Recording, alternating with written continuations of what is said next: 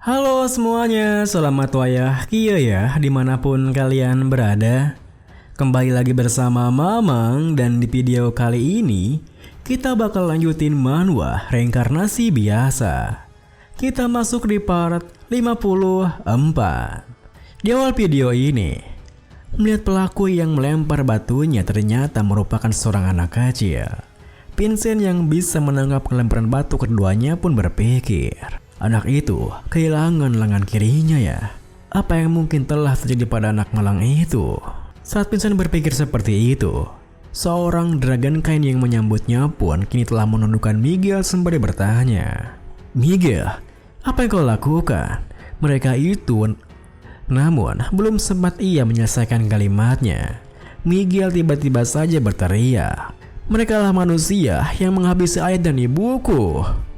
Tepat setelah teriakannya, adiknya yang tak tega melihat kakaknya diperlakukan seperti itu pun menangis berteriak, "Jangan sakiti kakakku, paman!" Seketika itu juga, Sherry yang merasa iba pun memeluk Olivia sembari berkata, "Tunggu sebentar, mereka hanya anak-anak, bukankah ini terlalu kasar, Tuan?" Tentu saja, apa yang dikatakan Sherry membuat seorang dragon kain itu yang menundukkan Miguel merasa dilema. Hingga Miguel yang menyadarinya pun langsung berusaha kabur dari sana dengan cara menggigit tangannya. "Olivia, ayo lari!" Tentu saja, tingkah mereka berdua semakin membuat Vincent penasaran. Siapakah gerangan anak-anak tersebut? Hingga ada seorang dragon kain lain yang muncul sembari meminta maaf padanya.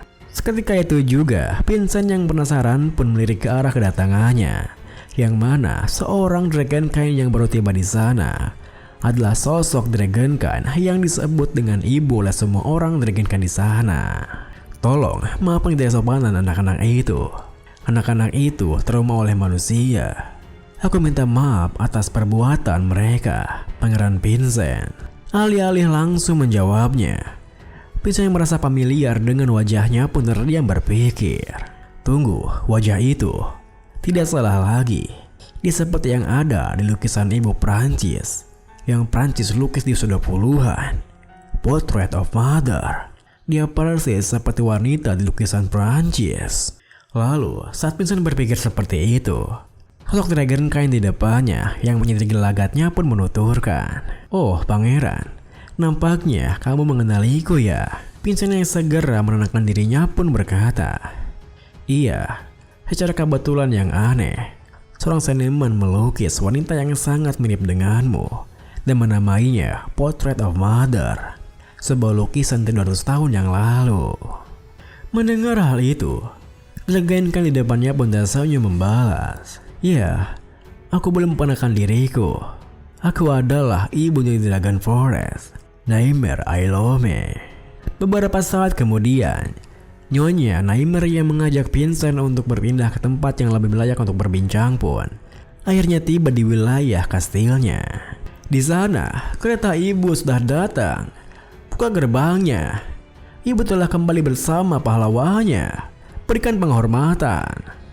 Lalu, di saat kereta kuda mereka melewati barisan para dragon kain yang memberikan hormatnya, meskipun Sherry terpukau karena baru pertama kali melihat dragon kain sebanyak itu.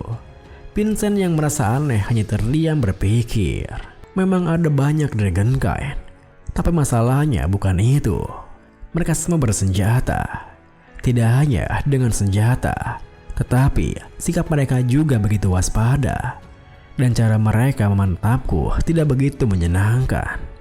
Bahkan, anak bernama Miguel tadi bertingkah seperti itu. Padahal aku diundang ke sini. Tapi kebencian mereka terlihat cukup jelas.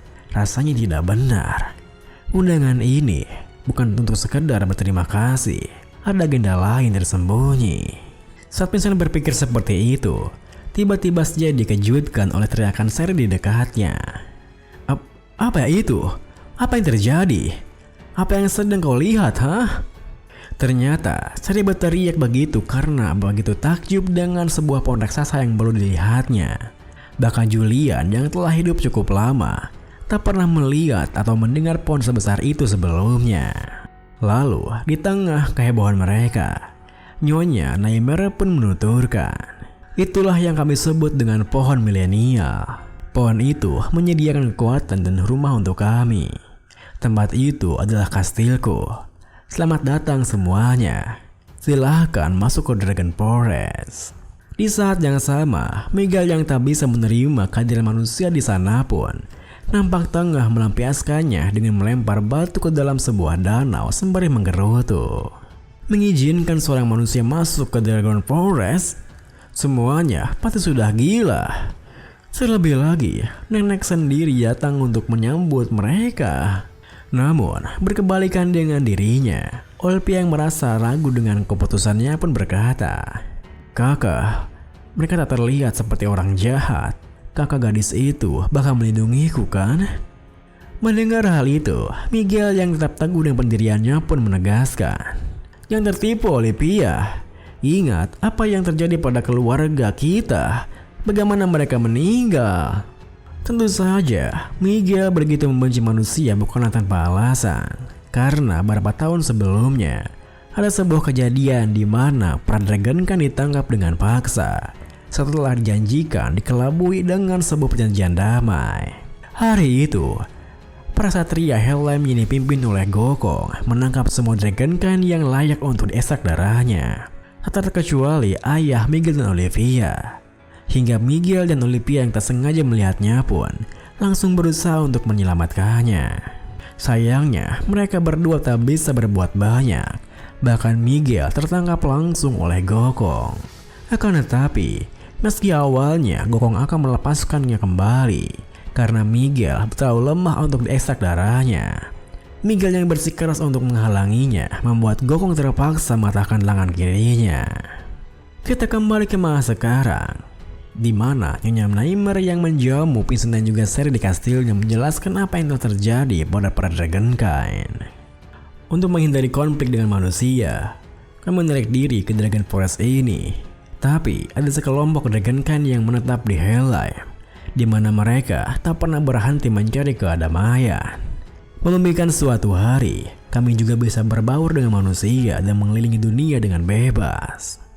Mendengar hal itu, Vincent yang menjadi sesuatu pun berkata, "Jadi orang-orang itu yang..." Namun belum sempat Vincent menyelesaikan kalimatnya, Nyonya Naimer yang mengerti maksudnya pun melanjutkan, "Iya, mereka adalah yang ditangkap oleh Garponzo dan dikuras darahnya. Meskipun sebagian besar dari mereka kembali hidup-hidup, tubuh mereka telah rusak setelah menghadapi penderitaan yang panjang. Dan beberapa bahkan tak bisa kembali sama sekali." Dengan wajah seriusnya, Vincent yang bisa membayangkan apa yang terjadi pun bertanya, "Nyonya, pertentara semuanya bersenjata, dan kebencian yang kurasakan diarahkan kepadaku. Mungkinkah Dragon Forest sedang bersiapkan perang melawan Helheim?" Nyonya Naimer yang tak bisa menyangkalnya pun berkata, "Benar, untuk menyelamatkan mereka yang ditangkap oleh Garponzo, kami telah berencana menyerbu Resona." Bersamaan dengan Sherry yang terkejut karena tak menduga akan hal itu, Vincent pun menatap Nyonya Naimer membalas, "Tentara Dragonkind menyerbu ke tengah kota ya. Helheim pasti akan terbantai. Tapi Helheim adalah pusat komersial yang terikat dengan kepentingan banyak keluarga bangsawan. Untuk melindungi Helheim, para bangsawan kuat itu pasti akan turun tangan. Kalau itu terjadi, para Dragonkind akan..." Nyonya Naimer yang sudah memikirkan semuanya pun menimpali, "Ya, para Dragonkind akan punah. Karena kau menjatuhkan Garponzo Helheim, kami bisa menghentikan rencana perang bunuh diri kami. Terima kasih telah melindungi masa depan Dragonkind." Namun, tepat setelah Nyonya Naimer mengatakan itu, tiba-tiba saja ada sekelompok tentara Dragonkind yang memasuki ruangannya, di mana pemimpin mereka menyangka, "Tidak, penyerbuan di Resona harus dilanjutkan sesuai rencana, agar tidak meninggalkan sejarah memalukan untuk keturunan kita, agar kita tak menjadi makhluk menyedihkan yang gemeter ketakutan di hadapan manusia. Demi kehormatan, kita harus bertarung, Ibu." Mendengar perkataannya, Vincent yang bersiap dengan pedangnya pun berpikir, "Berita buruk tadi, apa karena ini perselisihan internal para Dragonkind mengenai peperangan?" Saat Vincent berpikir seperti itu, Nyonya Naimer yang tak bisa tinggal diam pun berteriak, menuntun pasukan untuk menerobos ruanganku. Apa kau sudah gila? Pemimpin pedagang kain itu, yang mana adalah Tuan Kalbeck sendiri, balik berteriak. Apa ibu sendiri sudah gila? Membatalkan rencana perang seakan tak pernah ada. Itu konyol. Kita sudah menghadapi semua pengorbanan dan menghadapi penindasan sampai sekarang. Namun manusia tak kehilangan apapun. Kita harus meninggalkan mereka dengan sejarah kekalahan setidaknya sekali. Kita harus menunjukkan bahwa dragon kain bisa menggigit tenggorokan manusia. Setiap orang yang merabut dan memanfaatkan kekuatan kita akan menghadapi penghakiman. Helheim, Dewan Elder dari klan besar, dan musuh yang paling kita benci. Bahkan 6 tower. Tentu saja, kalimat terakhir yang dikatakan Tuan Kalbeck sontak membuat Vincent terkejut. Di mana seperti dugaannya, ke-6 tower juga terlibat dalam insiden itu. Lalu saat Vincent tak bisa berbuat banyak di sana, Nyonya Naimer yang punya perangai tersendiri menuturkan. Dan setelah balas dendam itu selesai, apa yang akan terjadi? Bahkan kalau dengan sebuah keajaiban, kita berhasil membalaskan dendam kita melawan semua musuh, lautan darah akan tumpah. Apa yang bisa kita dapatkan dari balas dendam yang dia raih dengan harga seperti itu? Menyerahkan diri pada amarah dan membahayakan seluruh anggota klan. Aku tak bisa membiarkan keputusan itu. Mendengar perkataannya, Tuan Kalbeck yang mengeluarkan pedangnya pun berkata, kalau ibu bersikap seperti ini hingga akhir, maka tolong menyingkir untuk sekarang sampai masalah selesai, ibu. Melihat tingkahnya yang seperti itu, Nyonya Naimer yang merasa emosi hingga darah dragon kainnya mendidih pun segera menerjangnya. Beraninya kau menguruskan pedangmu padamu sendiri, anak-anakku. Tuan Kalbeck sendiri yang juga bersikeras dengan pilihannya, tentu tidak mengalah kepadanya, di mana ia juga menerjang majunya pedangnya. Tentu saja, hal itu membuat Sherry berteriak panik, hingga Vincent yang tak bisa tinggal diam pun mengintervensi mereka. Di mana ia menahan pedang Tuan Kalbeck sembari berkata, mengecewakan sekali. Dengan pedang kualitas rendah seperti ini, apa kau sungguh berpikir dragon kain bisa memulai perang? Seketika itu juga, Tuan Kalbeck yang terkejut dengan tindakan Vincent pun melompat mundur membalas. Pangeran, keberanian yang kau tunjukkan dalam membebaskan saudara kami yang dikurung adalah suatu yang sangat kuhormati. Namun ini adalah urusan penting dragon kain. Kalau manusia ikut campur lagi, darah akan menodai bilah pedang ini. Mendengar hal itu, Nyonya Naimer yang juga terkejut dengan tindakan Vincent pun berteriak, Pangeran, tolong menyingkir. Kalbeck adalah pendekar pedang terkuat di antara para dragon kain. Melawannya bukanlah pilihan. Alih-alih menyingkir dari sana, Vincent yang merencanakan sesuatu pun bertanya, Nyonya Naimer, kenapa kau memanggil ke sini? Nyonya Naimer yang kebingungan pun berkata, aku hanya ingin menyampaikan terima kasihku.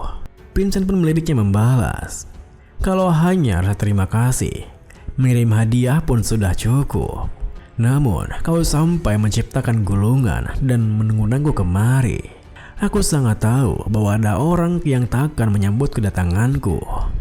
Tapi kenapa kau memanggilku ke sini? Aku merasa semua tindakannya Naimer memintaku untuk menghentikan perang ini. Nyonya Naimer yang tak bisa menyangkalnya pun menimpali. Aku tidak bisa. Aku tak bisa meminta sesuatu seperti itu pada pahlawan yang sudah membantu kami. Vincent yang sudah menduga jawabannya pun menegaskan, mintalah aku untuk membantumu. Kalau kau meminta, aku akan membantumu menyelesaikan konflik antara manusia dan dragon kain. Menentukan 6 tower yang melanggar moralitas dan keadilan dengan bersekutu bersama Helheim. Sebagai prajurit Adenza, aku akan memenuhi tugasku ini. Ini adalah kehormatanku. Mendengar hal itu, Nyonya Naimer pun terdiam berpikir, Vincent Adenza, kalau dia benar-benar seorang seperti yang kuharapkan, bahkan dengan kemungkinan setipis apapun, kalau dia adalah seorang yang dapat menjamkan suaranya untuk menghentikan perang ini, aku harus melakukannya. Dengan pikiran seperti itu, Nyonya Naimer pun berteriak, tolong bantu kami Pangeran Vincent. Bantu kami mencegah dragon poros berjalan di jalur kehancuran diri kami sendiri. Seketika itu juga, Vincent yang merasa puas dengan jawabannya pun berbalik menghadap Tuan Kalbeck di sana yang menatapnya berkata, "Tapi aku tak percaya padamu, pangeran. Aku tak bisa yakin apakah benar-benar bisa mencapai tujuan itu, atau bahkan memiliki kekuatan untuk melakukannya." Melihat sikapnya yang seperti itu, Vincent yang telah menduganya pun langsung menunjukkan Blessing of Perseda yang dari pedangnya, yang tentu saja mengejutkan mereka semua di sana. Ini, tapi bagaimana bisa seorang manusia? Darah naganya dipaksa menambahkan diri ya. Tidak salah lagi, anak itu telah mewarisi peninggalan Kabialtan yang sesungguhnya. Dari mana Anda mendapatkan kekuatan itu? Sembari menyorongkan kembali pedangnya, Vincent bertanya, "Apa ini cukup memuaskanmu, Tuan Kalbeck?" Tuan Kalbeck yang merasa belum cukup puas pun berkata, "Tapi itu masih belum kuat. Dengan dirimu yang sekarang, kau tak bisa menghadapi 6 tower dan tak bisa menghentikanku." Vincent yang begitu percaya diri pun membalas, "Tapi bagaimana kalau aku menyempurnakan blessing ini dan melampauimu? Apa kau di bawah kedok kehormatan akan terus mendorong perang bunuh diri ini? Di saat itu, kau takkan bisa menghentikanku, apalagi 6 tower." Video ini pun diakhiri dengan melihat Tuan Kalbeck yang tak bisa mengatakan apapun. Vincent pun menegaskan, "1 bulan. Dalam 1 bulan, aku akan menyempurnakan kekuatan ini dan menantangmu. Baik itu meneruskan perang atau percaya padaku dan berjalan di jalur kedamaian. Mari biarkan pertarungan ini memutuskan."